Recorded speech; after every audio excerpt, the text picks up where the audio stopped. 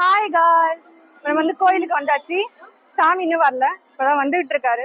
நான் உங்களுக்கு அது எல்லாத்தையும் வீடியோ எடுத்து நான் உங்களுக்கு ரெக்கார்ட் பண்ணி காமிக்கிறேன்.